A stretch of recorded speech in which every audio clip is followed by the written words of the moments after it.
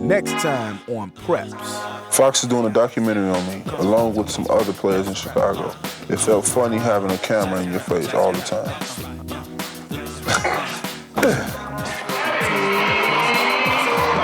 A season of magical moments with the #1 player in the country.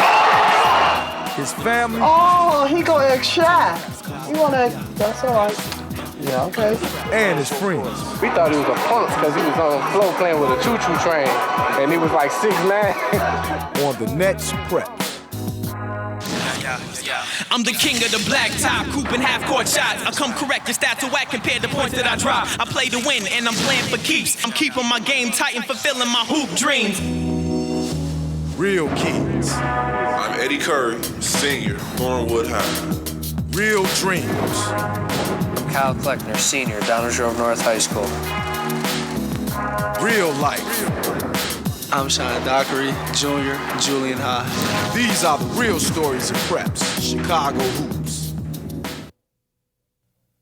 Fox is doing a documentary on me, along with some other players in Chicago. They came by and shot some footage of my house. They said they wanted to see how my family situation and everyday living was. It felt funny having a camera in your face all the time.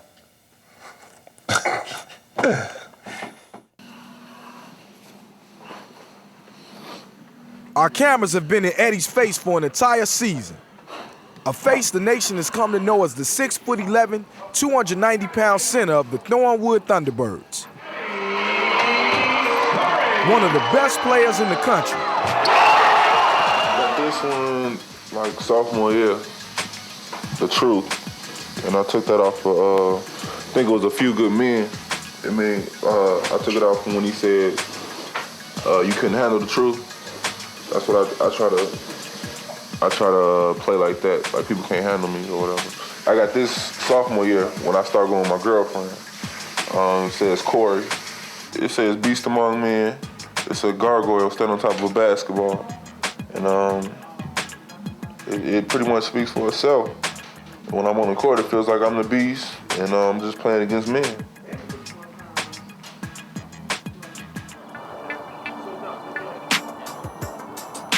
Now, we didn't mind him getting earrings, but we told him he could only have an earring after he was 16. Of course, he didn't wait. I think he pierced his ear himself. I did both of them once. He pierced both ears. It was quite painful. I listened to people said you can get some ice and then stick a needle through or whatever. And that's what I did, stuck a needle through my ear. I think one of them swelled up on me though. And I was kind of scared it was gonna get infected. So I take my earring out for a while. Then they told me I could only get one. And I tried to trick them into thinking I only had one. No, I think how they found out I had an earring was I went to Disney World and they drew a picture of me and I left my earring in. They drew a picture of me with my earring in. And they asked me why was the earring in? I told the people to draw it on there like that. When he came back from Disney World and I looked at that picture, I said, Eddie, you were not supposed to have an earring, right? I said, he said, no. He said, I don't have an earring, because by that time he'd taken them out of his ears. And I said, well, what's this on the picture? He said, the lady drew the picture using her imagination, what I would look like with an earring. And that's the story he stuck to. Eddie was a special child. I mean, he was a mama's baby, though. That was absolutely mama's baby. He couldn't stand to be separated from his mother, not even just her going to the bathroom. Oh, you telling everything. He's gonna be mad at me. Eddie would sit out the door and cry and bang on the door. Until she came out. Yeah. Eddie was premature. Yeah. Eddie was an 8-month baby, 4 pound, 12 ounce. I forgot how many inches he was, but he was long then as a baby. I remember when he was a baby, he had huge feet though. He had some long feet. Long fingers. Long fingers, right. He had a long head. He was an ugly baby. You know he was. Ugly, He got better. He looks better. He's attracted to the girls now. That's what's important. He was a cute baby. Yeah, you can see the picture right here. He started growing and getting better. That's not right out of the shower. Yeah. Eddie was extremely bashful. He was very shy. He was so introverted. For whatever reason, Eddie was afraid of loud noises, alarm more. He can be in the house and hear alarm more, and he would cry. Blenders. It didn't make any difference if it was loud. Oh, there's Eddie with the floating head. One of the things Eddie hated most of all was being tall. If you would ask him, what would he change about himself, and he would tell you he would like to be shorter, or, at least no taller than all the other people around him. Me being a tall guy, in grade school, that was real tough. Kids can be real mean, and I learned firsthand how mean kids could be. 8th grade graduation. And basically, he didn't want to go across the stage because he was taller than the teachers and, the students and everything. And it was a nervous day for me. I mean, not really because I was graduating, but because I had to stand up in front of so many people. I was kind of shy. I didn't really want people looking at me like that. After he became more involved in basketball, he became more comfortable with his height. And his whole attitude changed. His whole disposition changed. He became a little more outgoing. He's still a sweet person to be around, but he's not as painfully shy as he used to be. Hey. Hey. Take that do-rag off. No, what y'all Eddie, now, every day you come in, what do you usually do, Eddie? No. Oh, now you want to play it off, huh? It's time to go to sleep. Huh? Oh, so you're not doing it today? Oh, he gonna act shy. So you're not gonna do it, huh? What, man? Oh, okay. You wanna act, that's all right. Yeah, okay. Every day. I still feel it sometimes. Sometimes I feel it. Especially when we play against a real short team, we meet at the middle to throw the ball up, jump ball, and this guy's like, almost at my waist. So, I mean, it kind of gets to you every now and then still, but it's just something you got to deal with. Everywhere I move on the court, people watching because I'm the biggest person out there, and because maybe they know who I am, so they watching. Everybody always make it seem like, they love your son and, everything that they're doing for him, or it's at his best interest, and always it's at their best interest. My father always tell me, if you can accept the good, you're gonna have to accept the bad, because it's gonna be all types of criticism. It's difficult to listen to the disparaging remarks made by reporters, and to know that this is your child who's trying the best he can, and to hear them say things negative and not keeping in mind that this is a child that they're speaking of. It's pretty tough on him too. He tries not to show it, but there have been some cases where he just refused to read the paper when all he saw was negative reports. Well, when preps first started shooting, all I was thinking about was getting on TV. Like, I'm gonna be on TV, everybody gonna see my show, but I really didn't have the whole concept down that it was gonna be across the whole nation. And so now when I go different places around the nation, it's like, oh yeah, I saw you on a TV show, So, I mean, that's pretty fun. I mean, it's just been a lot of fun surprises with this show. You got that on tape? Oh, yeah. Eddie's boys are Jason Strait and Najib Eccles, two of the top high school ball players in the state. We first actually talked to him about playing on our AAU team when me, Stan, and Jason went to his house. And we thought he was a punk because he was on the floor playing with a choo-choo train. And he was like 6'9", hugged under his mama. You know what I'm saying? He hugged all under his mama talking about he's scared to go with us or something. He didn't want to come play with us. Our relationship is real special. Jason was really Jason was one of the first people to talk me into playing on the AAU team with him. So, I mean, from that point, I knew that I can trust Jason. Eddie was doing his thing, but he wasn't really producing like we knew he was able to.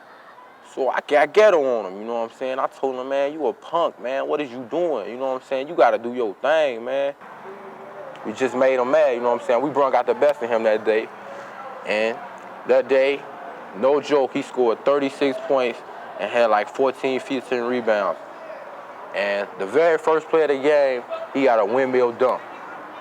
Because we told him he was a punk and he wasn't balling hard like he's supposed to. And from that day on, he ain't ever looked back, just because I got ghetto with him that day. between me, G, and Jason, man, we just there for each other. Whenever, if we need anything, any time of the night, any time of the day, man, Najib, I need a ride. I need some money. You know, if I got money, G don't got money, I give him some money. I mean, anything, man. We just like a little family. And we just gonna be together no matter what happens. And those are three people who I know for a fact are going through most of the same things that I'm going through, and they know I'm going through stuff that they going through. It's me, Najib, and Jason through the hard way. I think it's trust and love. We developed a real strong bond with each other. I mean, it's just like that with us. You used to be a punk, man. Still on me now. Still love you now? Still. On national TV. Now what, B? Treated him. Now what?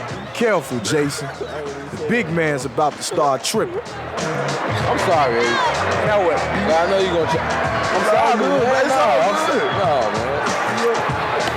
I'm gonna put your hands on me no more, Jay. See, you let me do that. Now what, B? You gonna sit down.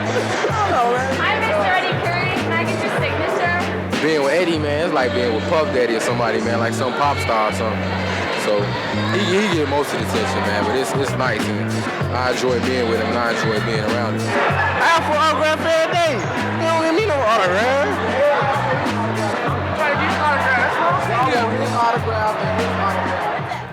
I'm not sure if Eddie truly realizes what everybody sees. You know, this superstar, he's not a superstar. He'd rather play basketball and then go home and play a video game or play with his sister or tease her or chase the dog around the house, you know? I mean, he's this whole thing, I mean, NBA star. Nah, that's not him, you know?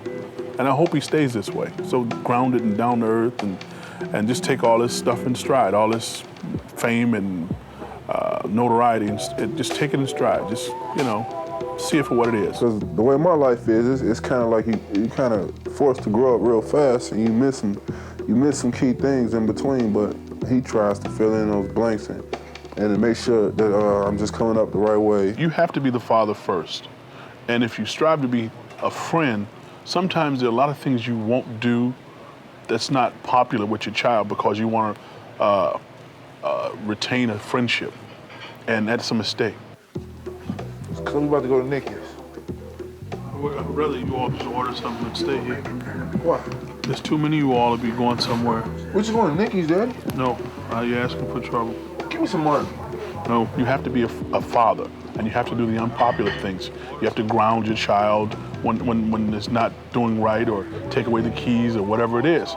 You have to be the one to say no. All I'm going to Nicky's, Daddy. I want to go. Listen to me. Order something from Crystal, huh? No, the pizza place over there, and I pay for it. You pay for all of it? Yeah. Everybody food. Hey, my father said if we order something from the pizza place, he'll pay for everybody food. Hey, why don't we get pizza then? I like pizza, Pete. Hey, listen. My father said if we order something from the pizza place and eat it here, he'll pay for everybody food because he don't want me to go to Nicky's because he don't want me to be good. It's amazing. You know, he had to be 600 people, you know, to sign one autograph. And I appreciate the fact that he is so accommodating, so approachable, and gracious about the whole thing. Well, one of the things we do to help to insulate him from all these outside influences and all these outside forces is try to field the calls and filter the information.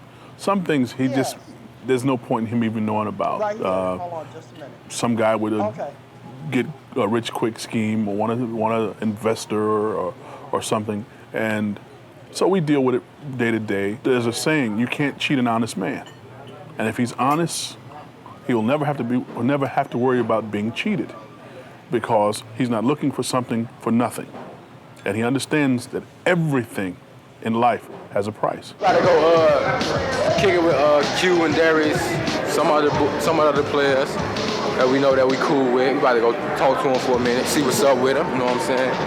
Because they are boys from way back, before they made it this far. What's up, Freak? What's up with you? Don't even say it, John. What you doing? Scoring 8 points. Shut up. Only the ball, Joe.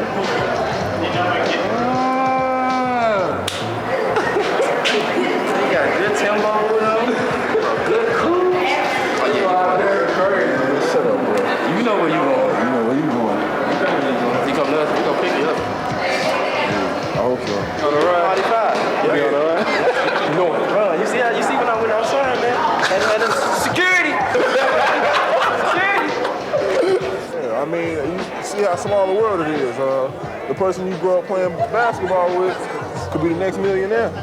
So, I don't know, it's just funny how things happen. I had fun today, man. You did? Yeah, it was one of the days I had fun today, man. I like being with you, man. I like being tall. This nigga is crazy. Oh yeah, we got hit the. You know what I'm saying? That's how we do it. Can I get a buck? When you're that close to your dreams, sometimes it's hard to know you're awake.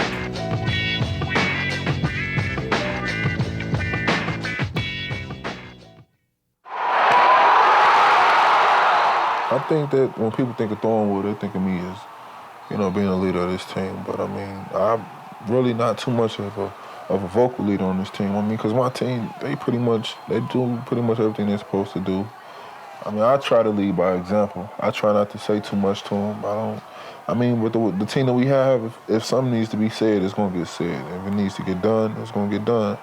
I mean, everything gets taken care of. Everybody has their share of being a leader on this team. As they went through some things together, off the basketball court as well as on the basketball court, they've really grown together and become very close. There's no team that's going to beat us, and I really honestly don't feel any team that's in this state. I really feel no team in this state. Even before the season began, the big fella was picked to put Thornwood on his back and carry the T-Birds to the state title. But in the very first playoff game, the 6'11", 290-pound Tower of Power went down in the heat.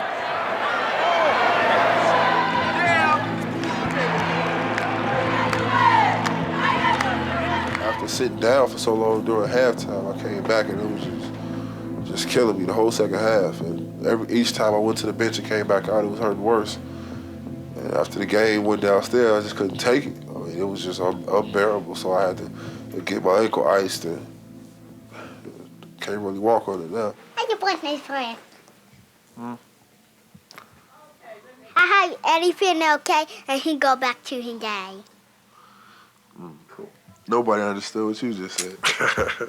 I don't think it was funny when he fell, but Thornridge did because they ignorant. But when he got up, I was clapping because that's my cousin. I don't know what I'd do if he get hurt that bad.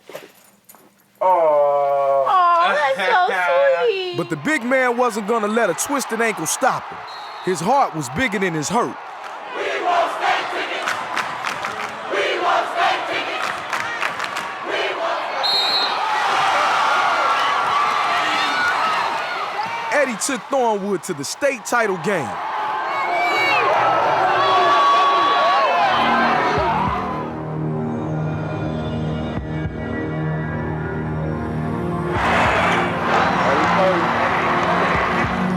But there, Schomburg broke his heart.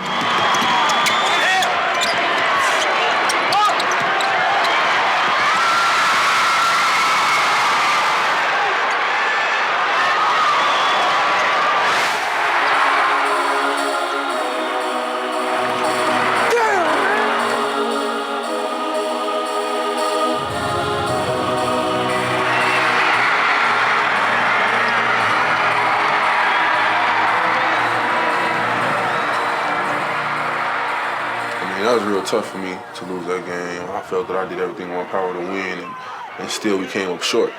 So it's real hard for a competitive person like myself to lose like that. So I just felt that I just stayed in the locker room until I felt I had all my thoughts together and that I could behave like a normal person once I came out the locker room. Thornwood's season ended in a bitter disappointment. But Eddie's put in an MVP performance at the McDonald's All-American game. Yeah, I feel good, but it's still not a state championship. It's more of an individual award. My team, we played together all year to win the state championship. I met up with this team this weekend, so it's nothing compared to the state championship. And then the announcement everyone was waiting for, Eddie going pro. You know what, I mean, this is the decision we just made, so I really didn't have any time to tell anybody. Plus, I wanted to try to keep it down as much as possible, so that when I made it tonight, it'd be a little surprise. In a couple weeks. It's gonna be all over with. The whole kid Eddie Curry is gonna be gone. It's just gonna be the man left, and I'm just gonna have to be a man. So I gotta just look at it that way. Once the draft comes, it's just like getting drafted into the Army. I mean, once you're there, you're there. And once you're in the NBA, you no longer a boy, you're a man.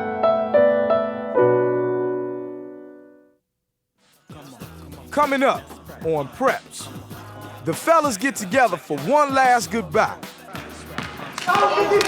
It's gonna be raw.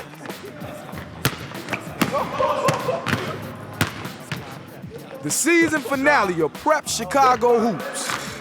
It's one you won't want to miss on the next Preps. I'm the king of the black top, hooping half-court shots. I come correct, it's that the whack compared to points that I drop. I thought it was flat, man. Both of them, man, looking at it like it's a crisis. Oh my God, the tire is flat. This is the man right here. Did he help you at all? He stood there. When the tire came, when I took the tire off, I told him to put the other tire on there. It was taking him so long, I told him to get out the way. Like, dang, man, I'm here holding the flashlight in my hands. I can't feel my hands no more. So he couldn't do nothing with it. Oh, no. Yeah, boy, there you go. I held the flashlight. And I took the spare out of the trunk.